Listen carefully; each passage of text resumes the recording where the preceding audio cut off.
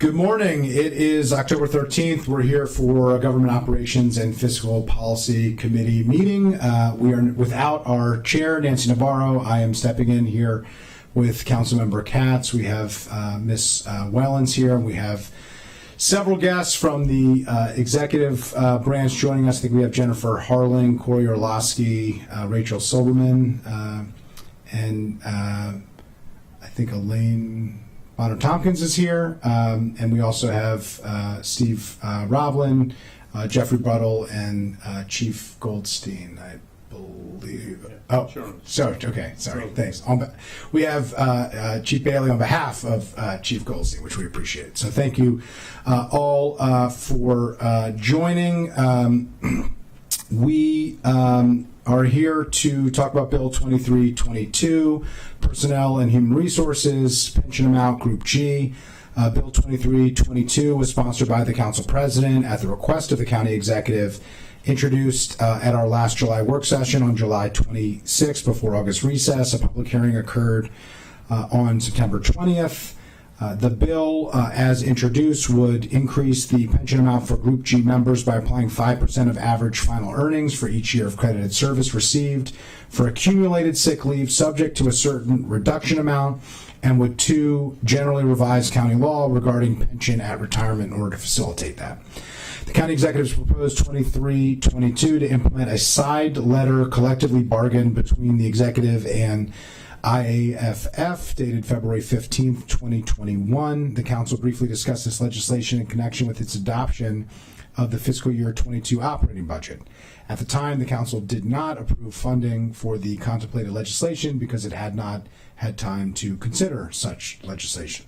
The Office of Management and Budget anticipates that the implementation of Bill 2322 will cost the county approximately $10 million over 6 years.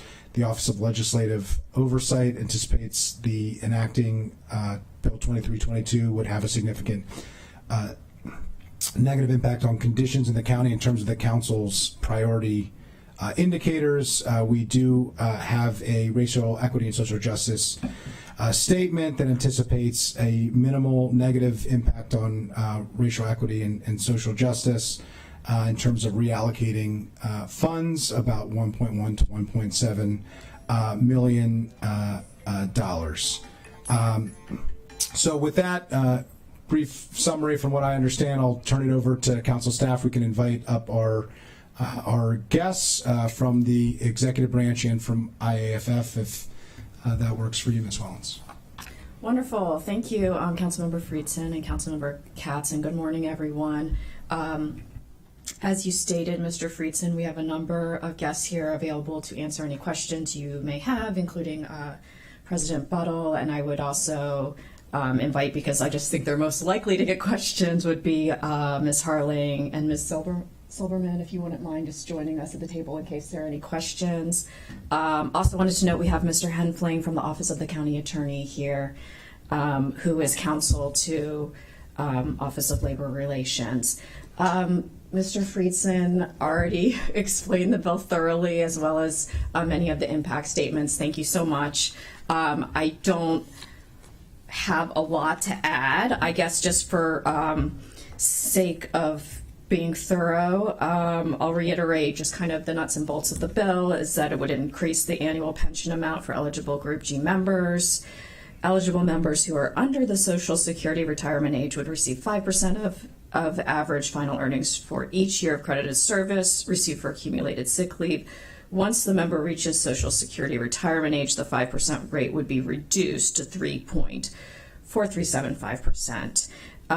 As you mentioned, this bill resulted from collective bargaining between the executive and the IAFF Local 1664. The other aspects of the staff packet not mentioned by Mr. Friedson were just there's on pages 4 and 5 of the staff memorandum. Has some discussion about potential effects upon overtime and leave, potential effects upon members' behavior resulting from the bill, and then Mr. Trumpica has provided some detailed examples to help you further understand kind of how the nuts and bolts of the bill might work. And I also just wanted to mention, with respect to the racial equity and social justice impact statement, and of course Dr. Bonner-Tompkins is here to answer your questions.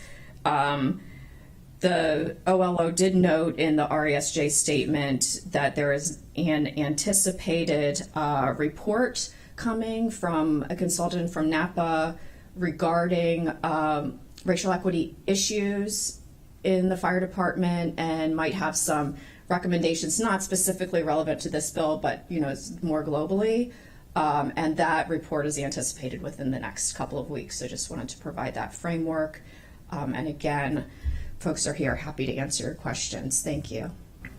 Appreciate that, Summer. I'll also thank you. Normally I'm well staffed and briefed by my own staff. In this case, I was well staffed and briefed by both my staff and Councilmember Navarro's staff. So thank you to Roland for your help with that.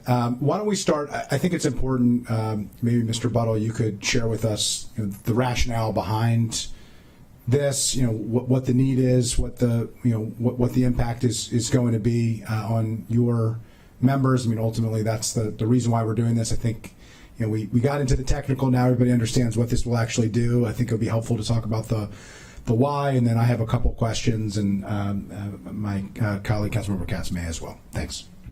Sure. Thank you, Councilmember Friedson. The idea here is to increase the value of unused sick leave that's applied towards pension credits, to provide employees an incentive throughout their career in order to not use as much leave.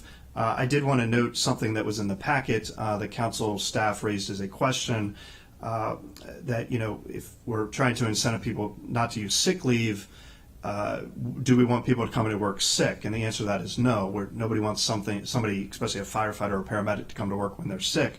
But there are a number of different ways that you can use sick leave. So your personal illness is not the only permissible use of sick leave. You can use sick leave for parental leave purposes.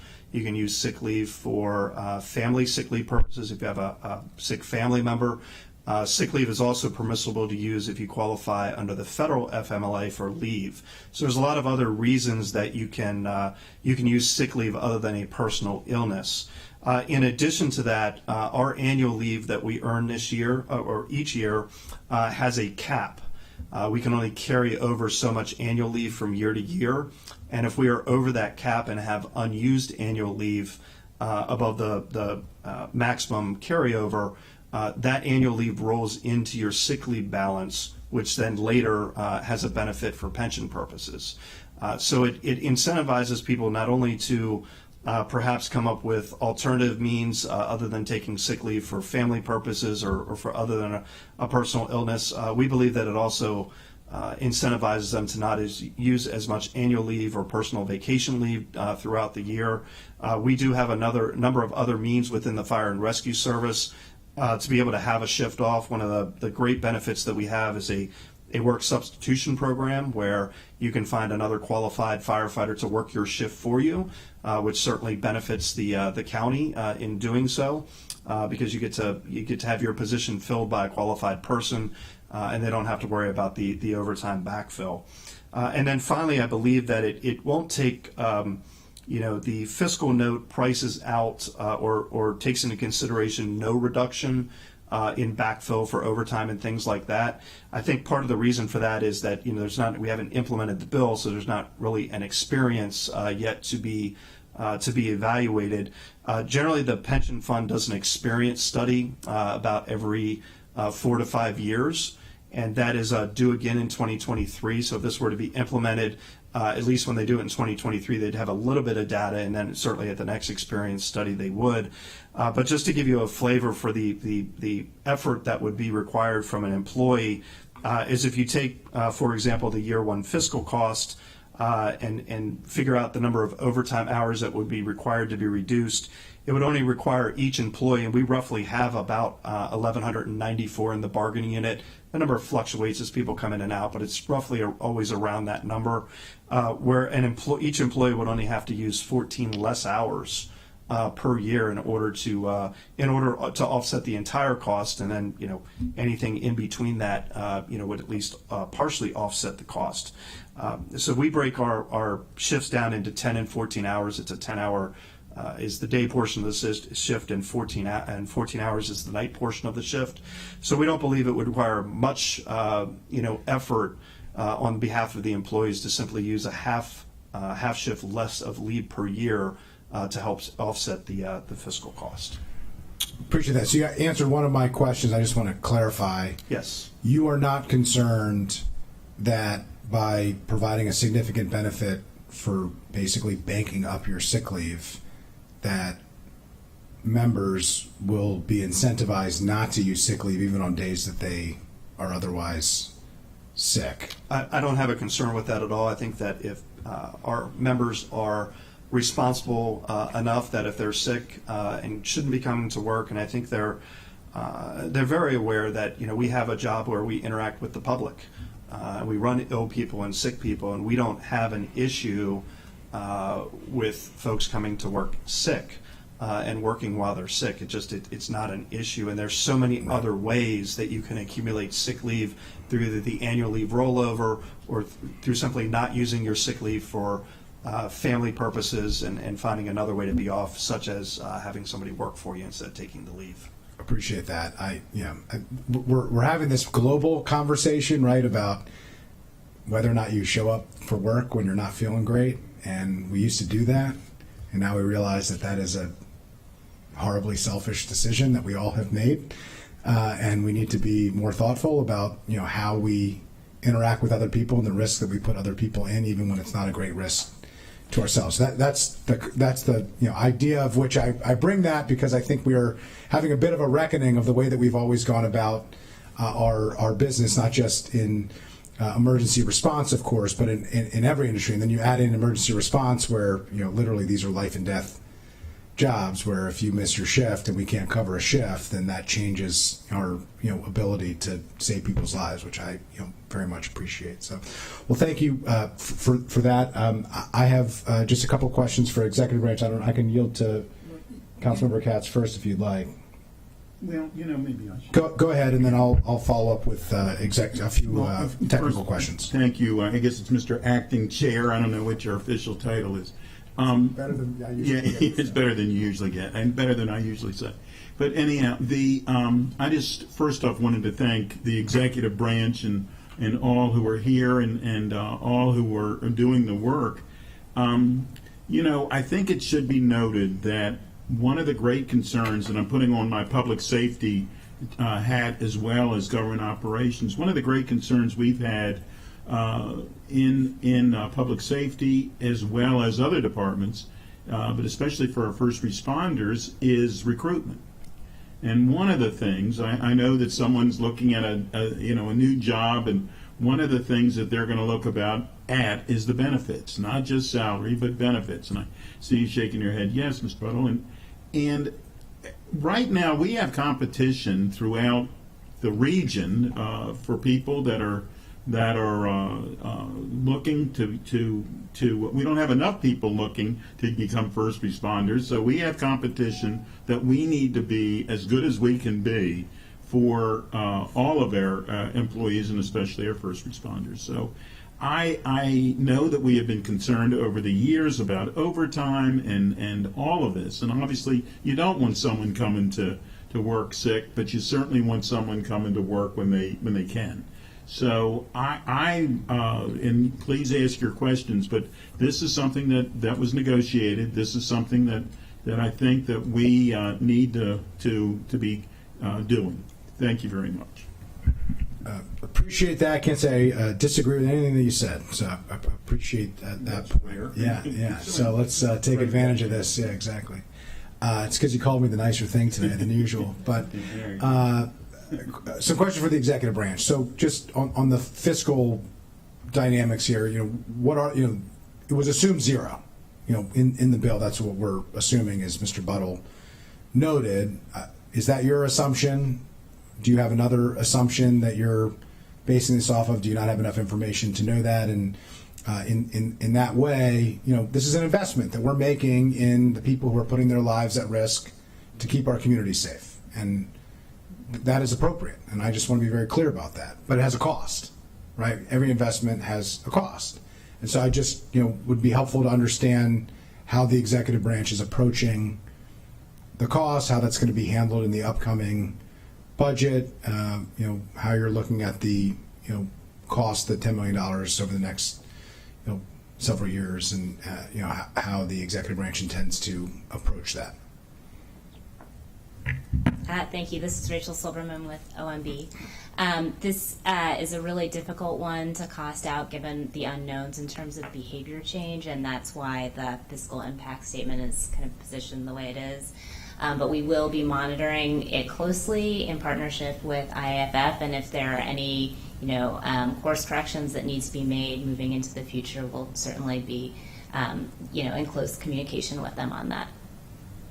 Got it. And is there a expected budget offset that you're looking at? Is this just going to be baked into the new budget and you'll have to figure out the puts and takes when that comes? Is there an approach to this at all, or is it just we made a deal, we're going to follow the deal, and then we'll figure out the fiscal dynamics of it moving forward?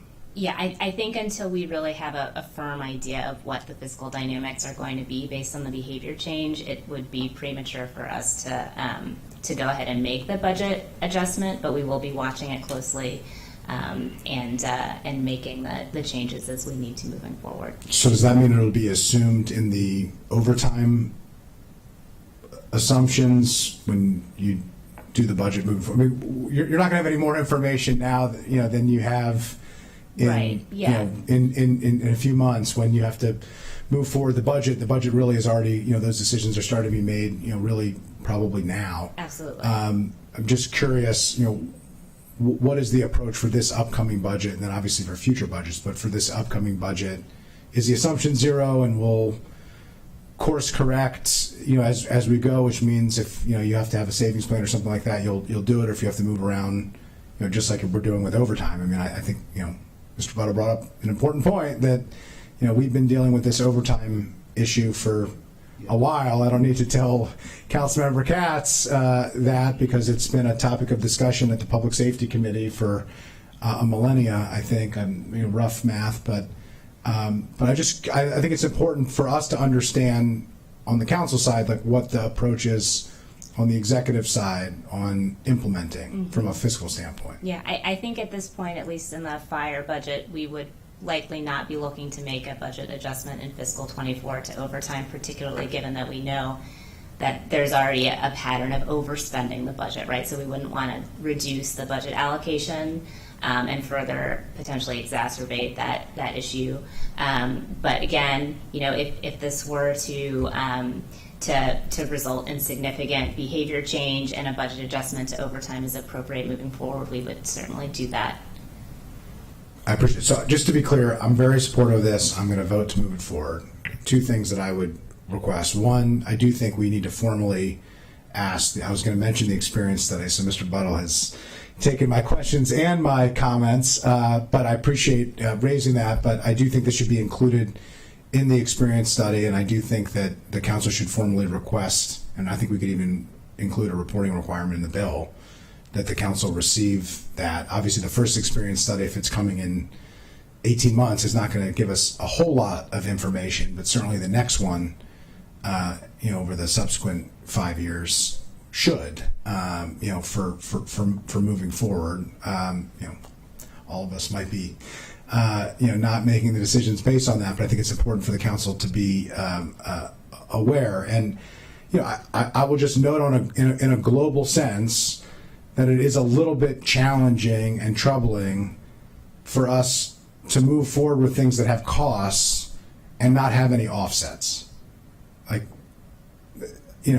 has nothing to do with, I just want to be very clear, I am in strong support of doing this because I think it's the right thing to do, and I think we're making an investment in the folks who are doing some of the most difficult life-saving work in our community that is absolutely essential, and we have to compete with every other jurisdiction in the country and on the planet that also needs to keep their community safe, have paramedics, have people to put out fires, have people to respond to car crashes, and do the really, really difficult work that we owe a significant debt of gratitude to. However, our job in that, as they're making the sacrifices, is to pay for it. And I do think we do have to come up with ways that we're going to pay for the things that we commit to. My father used to say, principles are really important, but they're also really expensive. And, ultimately, we got to pay the bill, and we got to have a plan for how we're going to pay the bill. So I just want to make that point. If some thought could be given to that and some understanding, it seems odd to me that we're going to be voting for a bill that has a budget impact that is not going to be reflected at all in the budget. If there's going to be no reference to this, we're just going to assume it's going to cost more and figure it out later. And that feels like a pretty loosey-goosey way to do a budget, from my perspective. So I just wanted to share that point and be very, very clear. It has nothing to do with this particular negotiation. It is a more global challenge, and it is not uniformly related just to this. There are lots of examples of things that have costs that have no offsets. And, ultimately, somebody's got to pay that bill, and the somebody are the taxpayers who are here to serve. So I just want to note that. Councilmember Katz, any other comments or questions? I just want to make sure from Ms. Wellens, any other points on this? Could we include, if you're comfortable, including reporting language on the experience study related to the pension? Are we able to do that? Or could we just request it? Certainly. I mean, do you want, instead of trying to wordsmith it on the spot, do you want me to send to the committee members Yeah, I think that the would be language appropriate. for approval for inclusion in the final packet Yeah, for the the council? motion can include with the language as agreed upon, and we can move it forward. Okay. There's no need to hold this up for wordsmithing. Yeah. Okay. Okay. If everybody else, Mr. Buttle, do you have anything else to add? Yeah, I'll just add on the experience study part. I serve on the Board of Investment Trustees as the IFF trustee, and I'm a member of the Audit and Compliance Committee, which would oversee the what's included in the experience study. So, in addition to what council wants to do, I'll make sure. I think we have a meeting coming up by the end of the year. I'll ensure that before the actuary begins the work on that experience study, to request that be included as well. Appreciate that, and thank you for serving on that. It's a very important role that you're serving in on not just your members' behalf, but on the county's behalf, so we appreciate it. I'll turn to you, Councilmember Katz, if you want to make a motion. I move that we approve Bill 2322 with the language that Ms. Wellens has suggested. I'll second it, and we'll take it without objection. Thank you. All right, thank you very much. Really appreciate it.